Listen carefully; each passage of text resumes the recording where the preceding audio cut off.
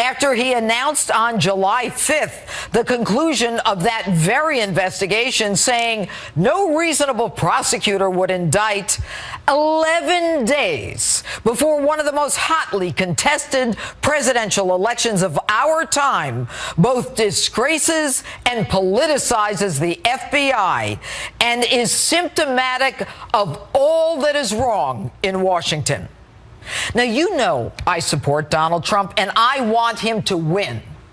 But whether it's Hillary Clinton or anyone else, Comey's actions violate not only long-standing Justice Department policy, the directive of the person that he works under, the Attorney General, but even more important, the most fundamental rules of fairness and impartiality. 10 years ago, when I was the Republican conservative candidate for New York Attorney General, in the home stretch of a statewide campaign, the Justice Department and the FBI violated their own policy against making public statements that would affect an election and announced to the press that they were opening an investigation of me. It was mean-spirited, and of course, nothing came of it, except the adverse publicity cost me at the polls. What was done to me in 2006 was wrong, and what happened to Hillary Clinton yesterday was equally wrong. The Justice Department and the FBI's policy to not comment publicly about politically sensitive investigations within 60 days of an election exists for a very important reason. Announcements so close to elections have an impact. Now, this nation has already gone through an exhausting and traumatic campaign season. The FBI director should not now be front and center. One of the most revered agencies in our nation's history, now seen as putting its finger on the scales of justice, should not now be front and center. So why did he do it? Some say Comey didn't have a choice because he said to Congress that the investigation was over. Wrong. I read that testimony. Others suggest a mutiny at the FBI was underway because the investigation was never real.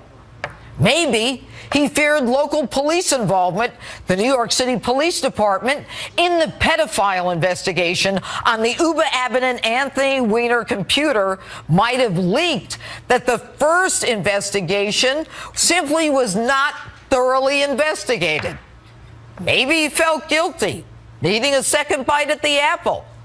And 11 days before an election? How is it that he sends a letter to Congress? He could simply have gotten a ranking member of the committee and that member's deputy and told him and then said, if this gets out, I'll know that you did it. But it doesn't matter now.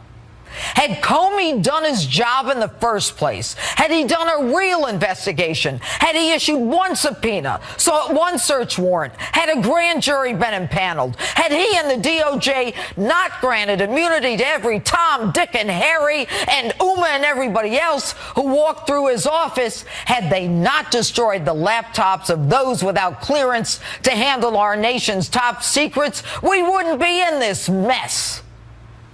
Now, Hillary Clinton should have been indicted a long time ago. She and Bill's scandals have done nothing but soil this great nation's image. It's long past time for both of them to start paying for their wrongdoings. And on tonight's show, we're going to talk about how the Clintons have again brought us to the precipice of a constitutional crisis, the reality of a presidential candidate under investigation by the FBI, and what happens if she is elected and then indicted. Who can pardon her? Can she pardon herself? And if not pardoned, can she be impeached for a crime committed before she was in office? Thanks to the Clintons, here we go again. And that's my open. Tell me what you think on my Facebook page or Twitter. Hashtag Judge Jeanine. And joining me now, Donald Trump's campaign manager, Kellyanne Conway. Good evening. Hi, you're on fire tonight. Well, you know, this is hogwash. This is not the way it's supposed to be done. And as far as I'm concerned, there are rules. We are a nation of rules. And that's what Donald Trump is all about, a nation of rules. Yes. And you don't dance like this. It's not right. But what do you think of what happened? Well, it sounds like you're upset with Jim Comey for the way he handled the investigation in the first place, Sure. which is a point that Donald Trump has been making for many, many months. Right. And yesterday, for Comey to come out, I guess he thinks there's something big. He didn't want to go down with the ship, frankly. We do hear all the different rumors, Jeanine, from people being unhappy at the FBI with the conclusion that he ultimately reached, with others saying that he set a very public standard in July, when on July 5th, he could have just said, he could have actually just issued a statement. We never had to see him, but he went out of his way to publicly undercut his own conclusion by saying she was careless and reckless. Then he testified before Congress and undercut his conclusion that much further. We're under oath, a place where many Clinton people will never be. Jim Comey talked about how it's not correct that she had one device, she had 13. They had smashed the devices. She did have national security information being exchanged on this private server. She didn't recognize that C meant confidential when we all know that, let alone, you don't have to be a United States Senator, First Lady, or Secretary of State to know that. We all know that. And so he undercut his own premise in a very public way. But, you know, I think the last part of your statement is the one that Americans are going to focus on now before the election, which is, do we really want more of the never-ending Clinton scandalabra? Do we want to take the chance to put somebody in the Oval who then will bring us all through this continuing nightmare? We saw that when Richard Nixon was elected. But then we went through the awful nightmare of Watergate afterward, and you know what happened. But the fact is, the undecided voters right now, they've decided they don't want to vote for Hillary Clinton. There's nothing they're going to learn about her positively in the last 10 days that's going to say, you know what, I don't think she lies for a living. I do kind of like her. I do trust her. This doesn't help her among those undecided voters, many of whom are independents. Independents are twice as likely to be undecided as the average voter right now. Right.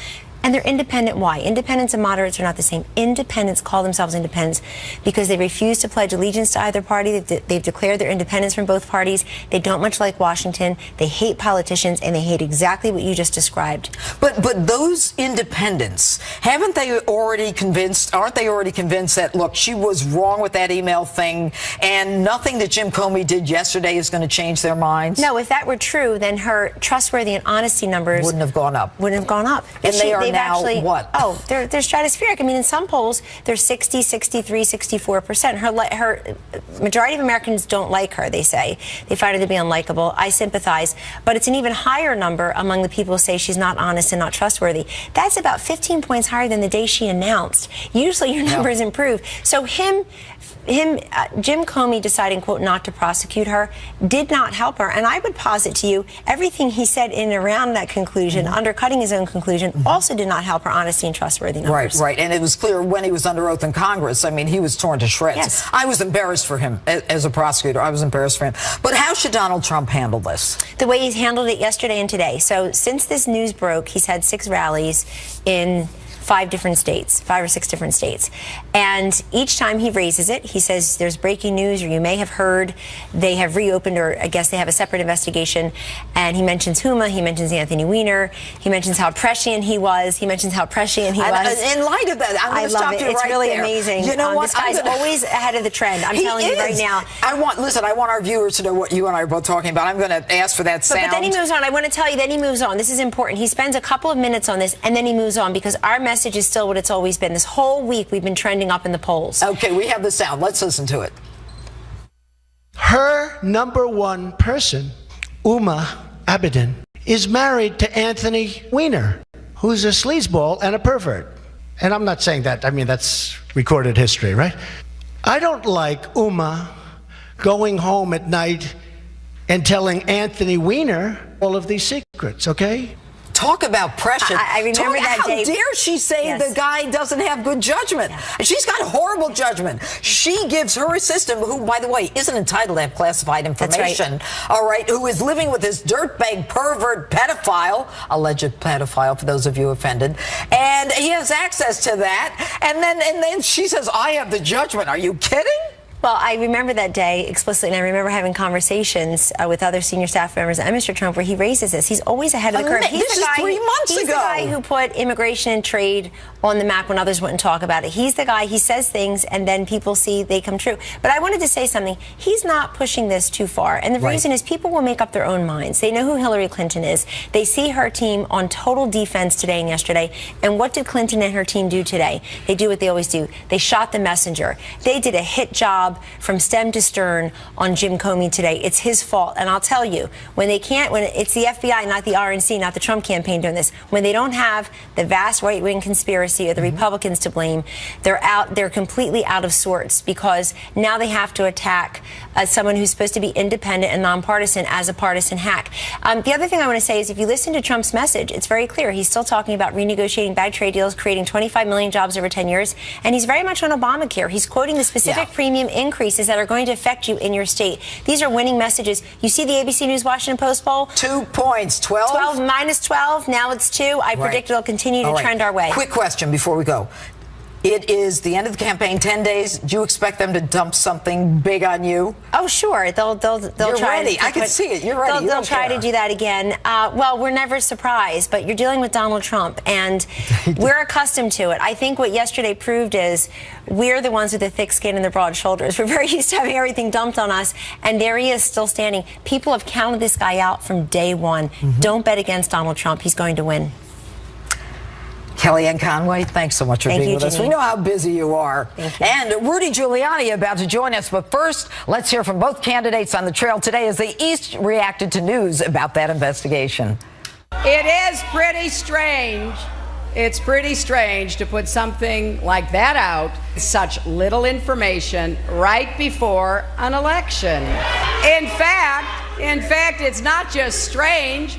It's unprecedented, and it is deeply troubling. And so we've called on Director Comey to explain everything right away, put it all out on the table.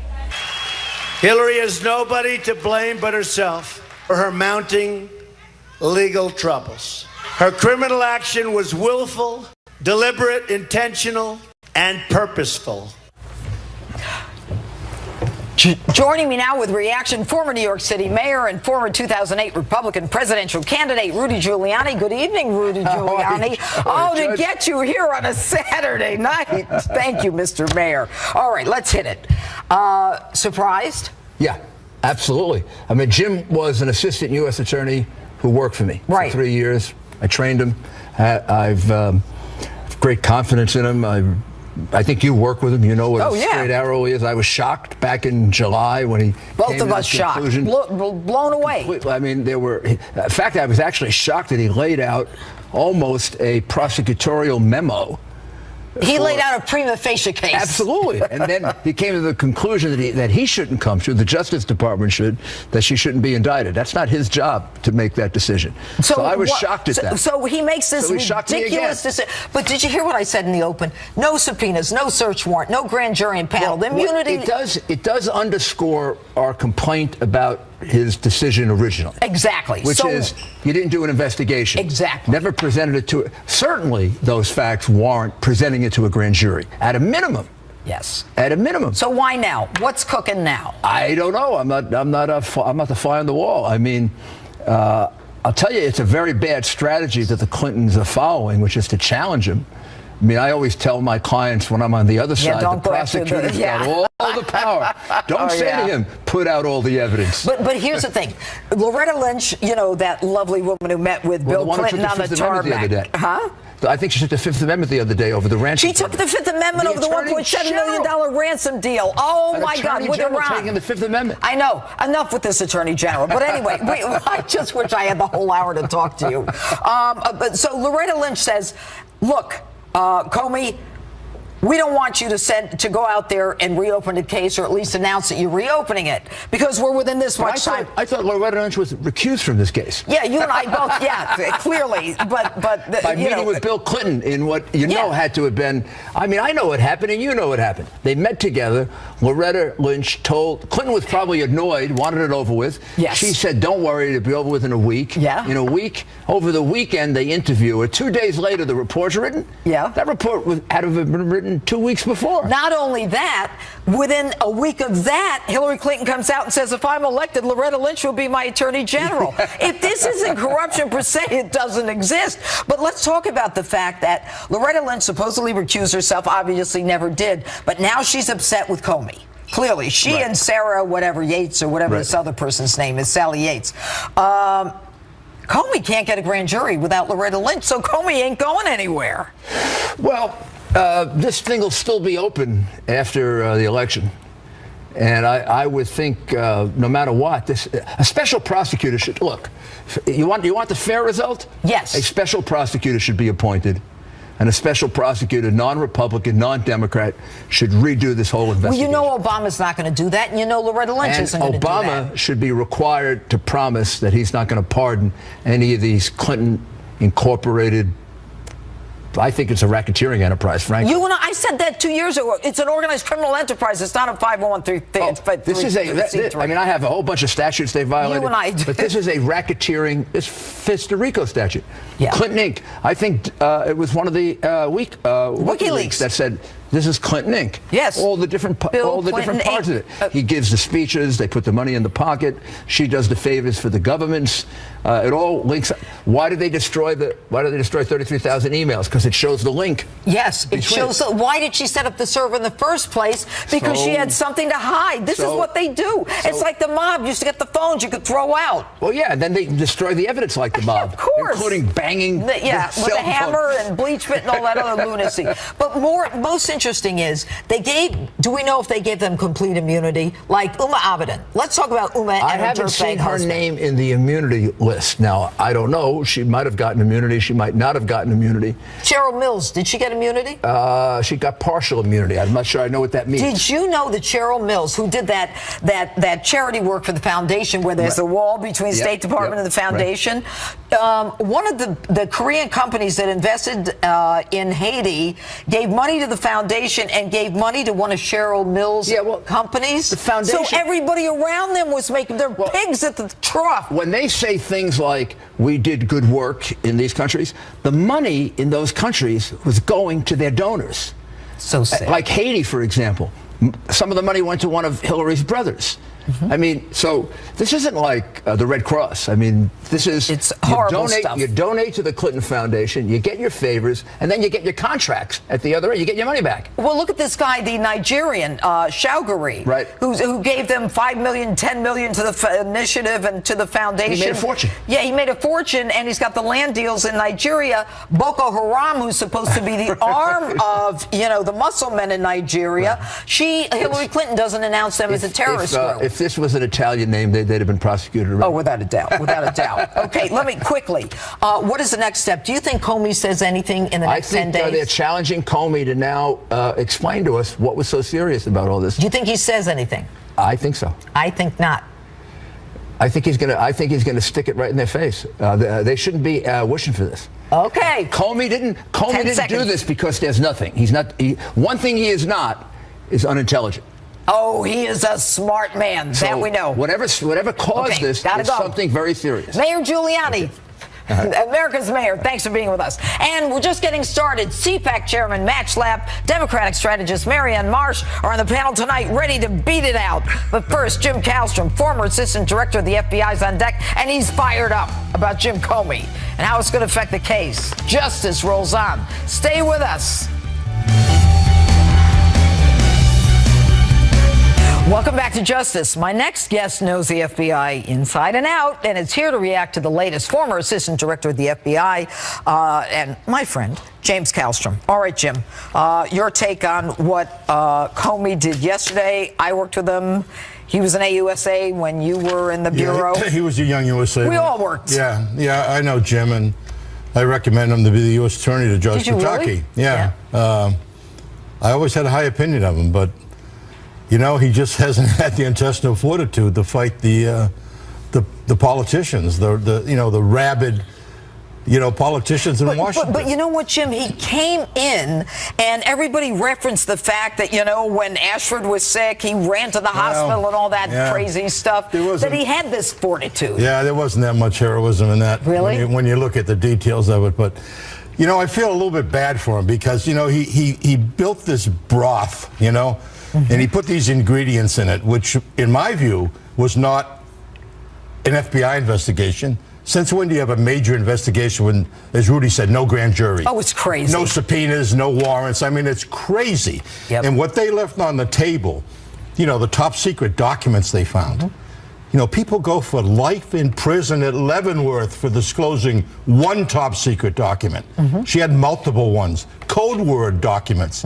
It's as sensitive as you can get. But Jim, you know what? We don't even need anyone to count them for us. The woman didn't have anything other than that personal server. But what I'm so saying what was she talking but what about? I'm saying is they already had and left on the table top secret documents.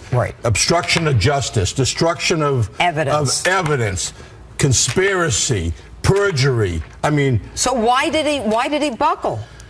He buckled because I think the House in particular and the Congress has ripped shit, excuse my French, with him. And he feels, I guess, I'm trying to figure out why he did it, but he thinks he had some necessity to tell them, but he certainly could have told them in private. He could have gone up to the head of the Judiciary Committee in the House and the Senate and told them. So I don't know why he made this thing, and he's trying to put some ingredients in this brew we talked about. Yeah, but we're going to not say any bad words about this brew.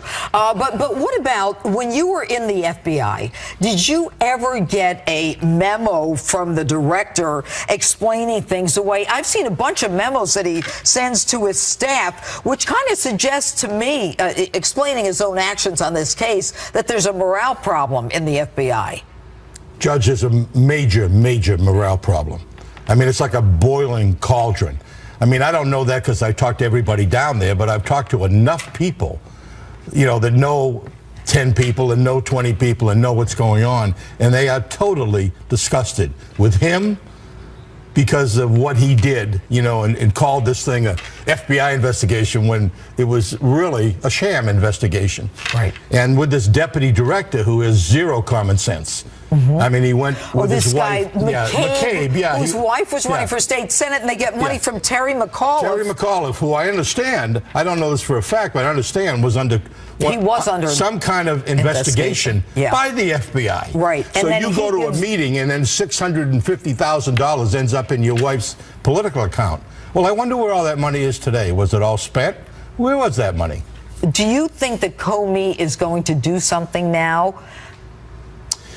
I think there's something happening. I mean, people are asking me, what is this about? I think something big is going to happen. I don't know what it is. In the next 10 days? It's just my gut feeling. In the next 10 days? Yeah, I think so. So he wouldn't have come out unless he knew it was coming out? Well, I think he couldn't hold on to it any longer. Okay? Because who knows? I mean, maybe the locals would have stepped in on this thing. New York City would have done it. That's my take. Who knows? And then he'd really be in the doghouse. He'd be embarrassed big time. I think he had to do it. All right, Jim Kallstrom, always good to have you on the show. But it's not the FBI agents, Judge. I agree him with you. And his hierarchy. The FBI agents are good people. Agreed. All right, they're ready to duke it out. Matt Schlapp, Marianne Marr standing by. Political panel in a moment away. And guess who we'll be talking about?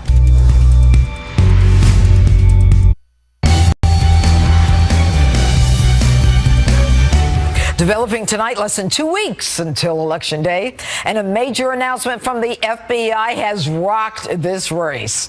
So, could the FBI's new review of Hillary Clinton email investigation deliver Donald Trump the presidency? Let's ask my all-star panel, CPAC Chairman and Republican strategist Matt Schlapp, and Democratic strategist and principal Dewey Square, Marianne Marsh. All right. Marianne, I'll start with you. Quick, does it deliver it to Donald Trump? No, I think all of this and everything else is already factored into everybody's vote right now. And when you look at all the early voting that's going on, that's already exceeded every record we've seen, I think that's good news for Hillary Clinton, no matter what James Comey did on Friday. Okay, so you think that the early voting is benefits Hillary Clinton, that all the enthusiasm that has, brought out this historic early voting is because of Hillary. And what do you say, Matt? Well, first of all, let me just say on the polls, there's about 5% of people who are still undecided. And there's about another 4 or 5% that go with Donald Trump And then when they hear or see something they don't like about him, they kind of drift away. And we're at this standpoint where they're coming back to him again.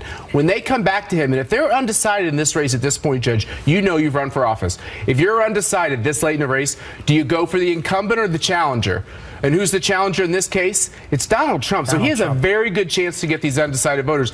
This race was tightening before Friday's announcement. My Lord, what's going to happen Tuesday or Wednesday when we get the polls after this announcement's taking place? Well, that's why I said, I said to Kellyanne Conway, that I said, is there a big dump coming? I mean, WikiLeaks, they keep dropping stuff left and right. And Marianne, I mean, are you guys going to dump something on Donald? I mean, you've got 10 days. It's like a lifetime in this race. Let me push back on one thing Matt said. Donald Trump's problem is he still hasn't brought all the Republicans back. He's still at least 9-10 points short on that. So he hasn't brought all the Republicans back, number one. He's at 85? Number two, I would say I expect a surprise every day for the next 10 days. I don't know what it is. No one would have predicted Friday, but I think somebody's got something on somebody every day for the next 10 days. Okay, but let's kind of stay with this Jim Comey thing. Do you think, and there's everybody feels a different way, that Comey is going to be forced to say something?